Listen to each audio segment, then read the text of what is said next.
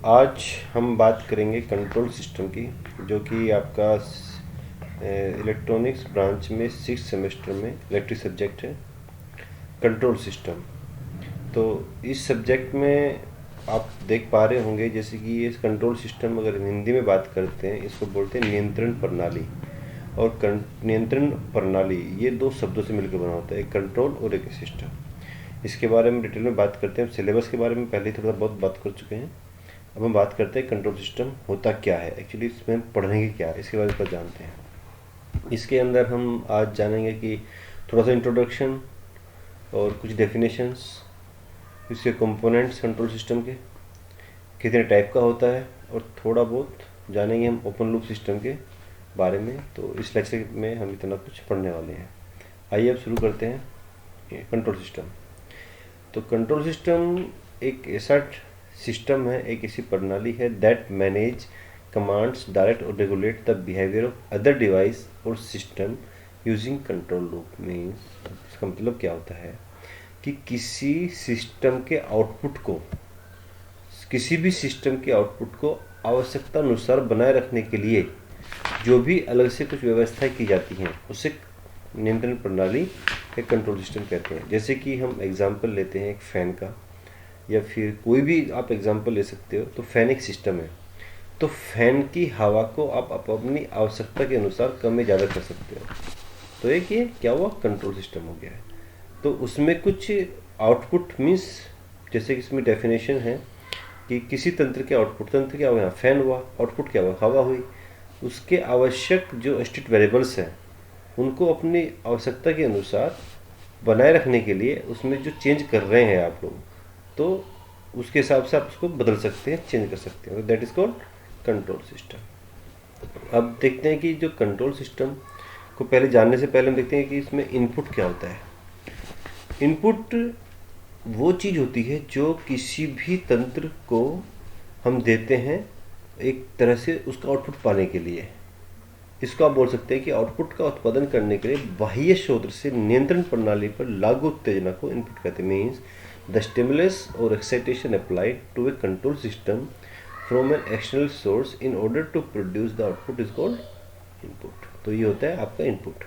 अब इनपुट हम समझ गए क्या होता है। अब देखते हैं आउटपुट क्या होता है। आउटपुट होता है जो रिस्पॉन्स आता है सिस्टम का, सिस्टम के ऊपर जो अप्लाई करते हो इनपुट, उसके बाद जो आउटपुट रिस्पॉन्स आपको मिल रहा है।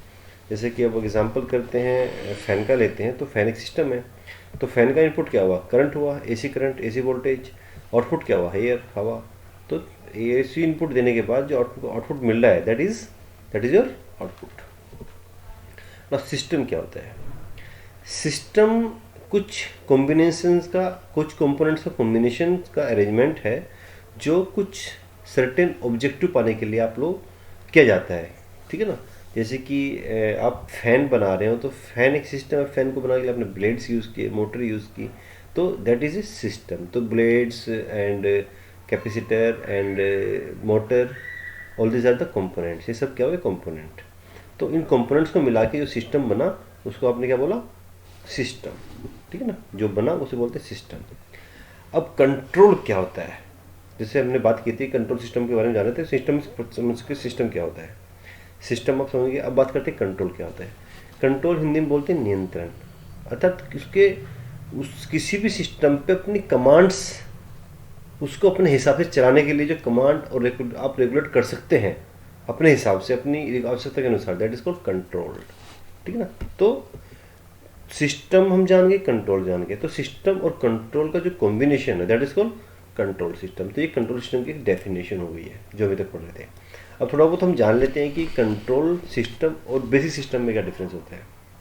जैसे अभी बात करें हमने, कंट्रोल सिस्टम क्या होता है। कंट्रोल सिस्टम मीन्स एक ऐसा कॉम्बिनेशन ऑफ कंपोनेंट्स या अरेंजमेंट ऑफ कंपोनेंट्स जिसको आप अपनी आवश्यकता के अनुसार कमांड करके अपने हिसाब से डायरेक्ट कर सकते हो। ये होता है कंट्रोल सिस्टम। अब सिस्टम क्या हुआ और कंट्रोल सिस्टम क्या हुआ, दोनों माइनर से डिफरेंस है। दोनों तो सेम चीज़ है, लेकिन सिस्टम एक ऐसी चीज़ है जिसमें आप अपने आपका जो आउटपुट है वो हो सकता है आपका जो चाह रहे वो मिल जाए और चाहे ना भी मिले वो वाला, ठीक है ना। तो इसमें फिक्स नहीं। लेकिन और कंट्रोल सिस्टम होता है जो आउटपुट होता है वही हो जो आपको चाहिए। डिजायर्ड आउटपुट जहाँ पे मिल जाए आपको, वो होता है आपका कंट्रोल सिस्टम। और जहाँ पर आपको सिंपल आउटपुट मिल रहा है, कोई भी चीज़, कोई भी कॉम्बिनेशन कंपोनेंट जहाँ पे आपने कोई इनपुट दिया, कुछ आउटपुट आपको मिलेगा, दैट इज सिस्टम। लेकिन आपको अगर डिजायर्ड आउटपुट मिल रहा है, जो आपको आउटपुट चाहिए, that is called control system. अब हम समझ गए क्लियरली कि सिस्टम क्या होता है और कंट्रोल सिस्टम क्या होता है। अब हम एक एग्जांपल लेके चलते हैं फैन का, जिसको मैं बारे में शुरू से बात कर रहा हूँ। फैन, ये एक फ़ैन है और इसमें आप देख रहे हो कि ये यहाँ पे एक मोटर लगी होती है, इसमें ये इसके 3 ब्लेड्स हैं, ये 3 ब्लेड्स हैं। उसमें सिंपली आप क्या करते हैं, एक इनपुट देते हैं जो कि आपका एसी सप्लाई होती है 230 वोल्ट 50 हर्ट्ज़ का, 220 वोल्ट नॉर्मल रहता है, और इसमें आउटपुट में आपको एयर फ्लो मिलता है। तो ये आपका क्या हुआ, एक सिस्टम हुआ, फैन का एक सिस्टम हुआ, एक कॉम्बिनेशन से। अब इसमें थोड़ा जानने की कोशिश करते हैं कि एग्जाम्पल के हेल्प से कि सिस्टम और कंट्रोल सिस्टम में क्या डिफरेंस है। अब एक फ़ैन, अगर आप एक फ़ैन है, अगर उसमें ब्लेड्स नहीं है तो वो एक सिस्टम ही नहीं है, ठीक है ना, क्योंकि आपने इनपुट दिया, आउटपुट कुछ नहीं मिलेगा आपको, हवा मिल ही नहीं है, ना डिजायर्ड है ना अनडिजायर्ड है, तो एक सिस्टम नहीं। लेकिन जैसे ही इसमें फ़ैन लग जाता है, फ़ैन लगने में क्या हुआ, आपको एक आउटपुट मिलना शुरू हुआ है, तो दैट इज सिस्टम।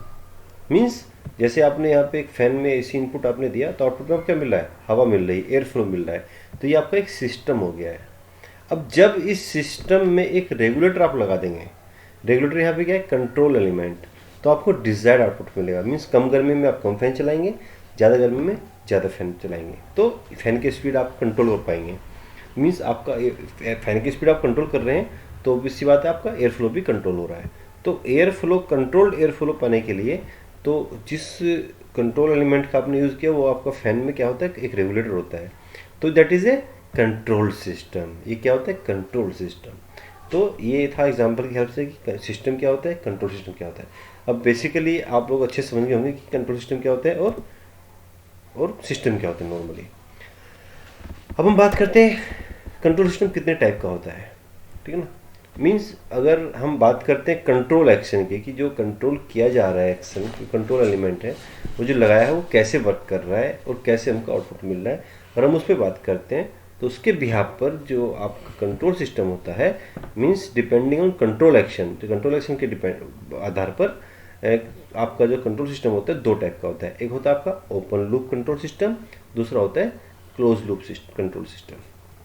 अब हम पहले इस लेक्चर में हम बात करेंगे ओपन लूप कंट्रोल सिस्टम की। तो ओपन लूप कंट्रोल सिस्टम एक ऐसा सिस्टम होता है जो टोटली, जिसका आउटपुट, जो कंट्रोल एक्शन होता है टोटली इंडिपेंडेंट होता है आउटपुट के से, ठीक है ना। मीन्स उसका आउटपुट जो होता है वो कंट्रोल एक्शन उस पर डिपेंड ही नहीं करता है। जैसे कि एक प्रणाली जिसमें नियंत्रण कार्यवाही सिस्टम के उत्पादन से पूरी तरह स्वतंत्र है, उसे ओपन लूप सिस्टम कहते हैं।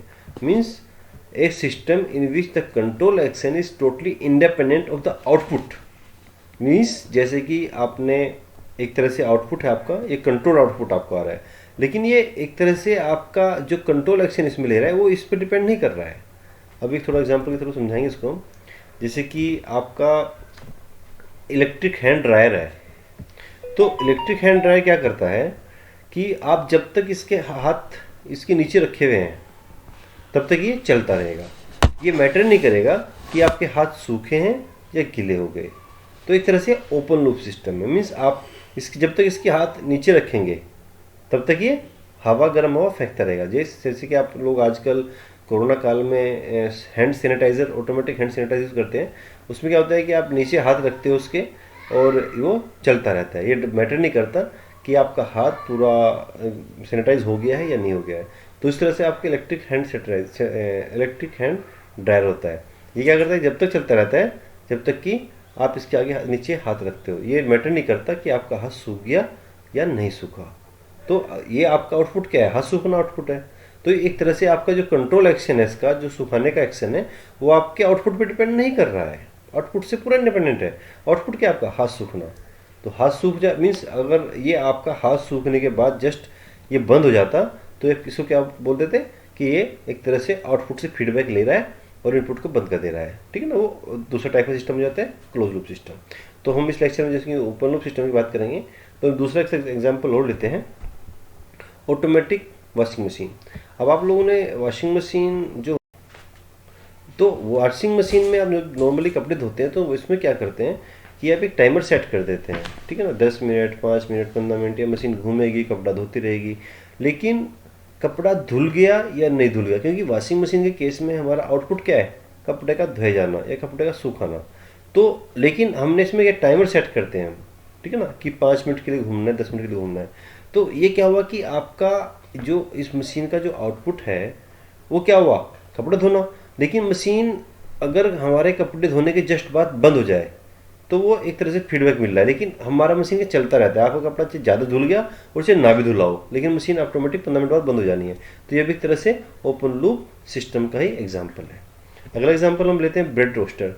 ब्रेड टोस्टर को अब सेम आप एक टाइम के लिए सेट करते हो, बस टाइम बाद आपका ब्रेड ऑटोमेटिकली टोस्ट होकर बाहर निकल आएगा।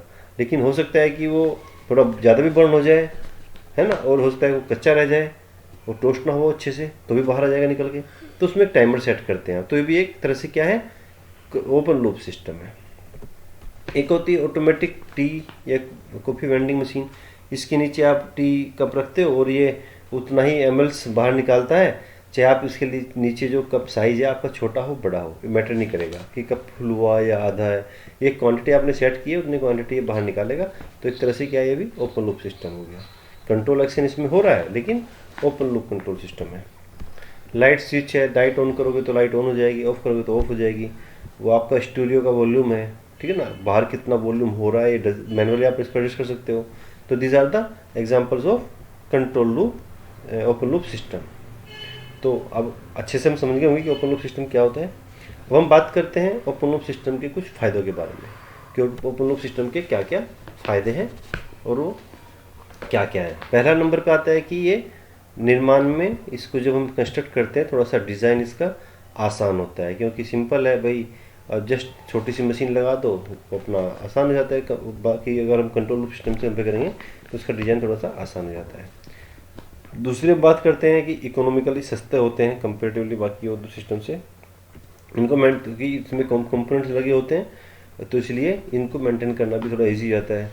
नॉर्मली ये सिस्टम स्टेबल होते हैं। स्टेबल को एक तरह से देख सकते हो कि स्थिरता, हिंदी में बोलते हैं स्थिरता।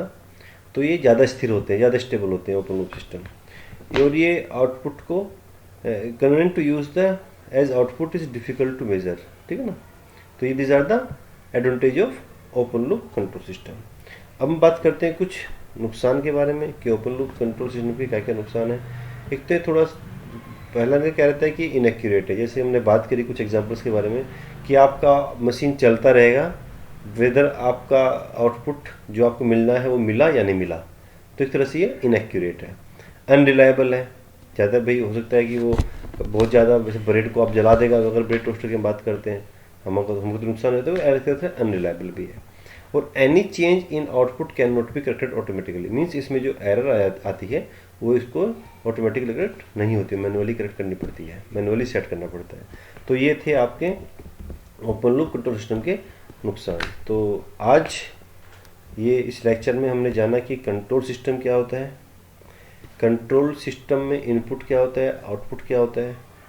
फिर हमने जाना कि आपका open loop system, control system के अंदर उसके टाइप्स कितने होते हैं, 2 टाइप का होता है, ओपन लूप सिस्टम और क्लोज लूप सिस्टम। फिर हमने ओपन लूप सिस्टम के कुछ एग्जांपल्स पढ़े। फिर हमने जाना कि ओपन लूप सिस्टम के क्या नुकसान हैं और क्या फ़ायदे हैं। तो ये था हमारा पूरा का पूरा कंट्रोल सिस्टम का आज का पहला लेक्चर।